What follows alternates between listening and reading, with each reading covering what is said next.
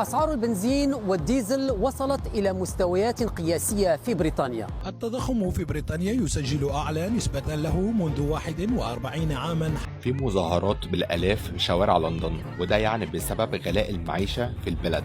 سلام، أنا عدي. الحق على مين؟ على الفساد ولا على القرارات ولا على بوتين ولا على بن ولا نتنياهو ولا الواسطة ولا المي ولا الشتاء ولا السدود ولا المحبس ولا بلكي مطيع ولا التعيينات ولا المحروقات ولا النواب ولا السحيج القرع ولا على القرود السود؟ احنا والعالم اليوم كله في موجة غلاء وتضخم هائل. الحق على مين بالضبط؟ بدها شغل وحكينا فيها كثير، بس الواقع اللي احنا فيه بيقول انه احنا عنا حالة اقتصادية ولازم نتعايش معها. متى بتخلص؟ اذا رح تخلص ولا لا؟ اسئلة كثيرة، بس الحقيقة الوحيدة الثابتة انه احنا عايشين بأزمة. وقبل ما نحكي عن حالنا خلينا شوي نحكي عن العالم المتحضر الأول، اللي بيطلعوا على القمر وبيصنعوا طيارات وتليفونات وتكنولوجيا وعندهم ديمقراطيات بتلمع وحقوق إنسان وحريات واللي بدكم إياه. بتعرفوا إنه 7% من سكان بريطانيا بفكروا يهاجروا، وإنه كثير من سكان بريطانيا السنة هاي بيلبسوا أكثر بالبيت عشان ما يشغلوا التدفئة، وبنطوا عن وحدة من الوجبات اليومية تيوفروا مصاري. الأسعار بألمانيا زادت فوق 10%، وبالدنمارك السوبر ماركتات صارت تطفي الثلاجات اللي فيها مياه غازية ولمبقاء ولمبلا. هذا الفيديو لواحد شكله عراقي بكندا بيقول إنه فاتورة شرائه للأغراض الأسبوعية المنزلية أكل والذي منه نطت فوق. أقولكم اسمعوه بعدين بنرجع. بالعادة كنت حاسب بين ال 250 و 300 دولار، اليوم حساب الأغراض نفسهم يعني تقريبا نفسهم 470 دولار، يعني في زيادة تقريبا 50 أو 60% عن الوضع الطبيعي. يعني غلاء مو طبيعي. ما بعرف هو الغلاء بس بكندا ولا بكل العالم. وأنا قاعد بكتب هالحلقة صرت أشوف بمخيلتي التعليقات اللي بدها توصلني، وخصوصا على الفيسبوك. وبيني وبينكم قلت يا عادي لاقي لك شغلة ثانية تحكي فيها، ما هو مش معقول كل أسبوع نسمع نفس الحكي. بس اللي متابعني وبيعرف إني بقول اللي عندي، واللي عاجبه واللي مش عاجبه حياهم الله، لأني مش دوار ترندات. أنا عندي سالفة، وإذا ما بقولها بحصب. خليكم معي.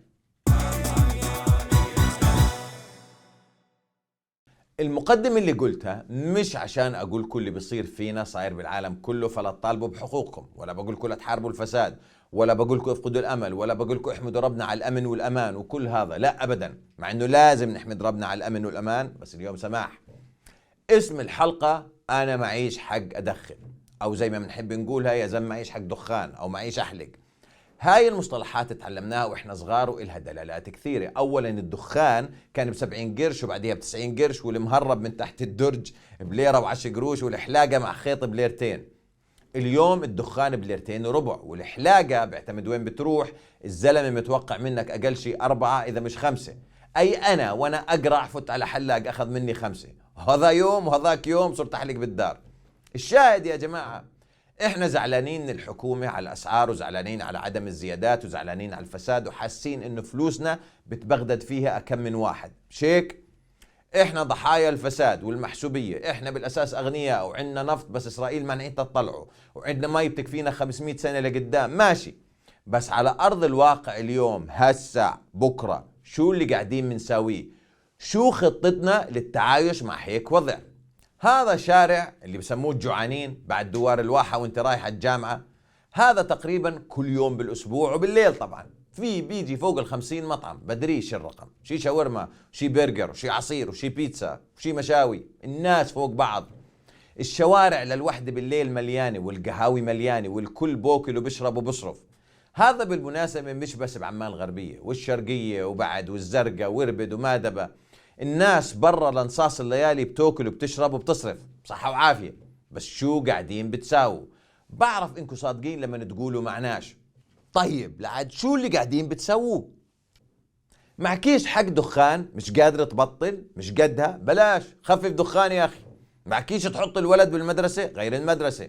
معكيش حق بنزين؟ مالها المواصلات؟ لا تطلعوا شطحات فاردة، اطلعوا بسيارة واحدة.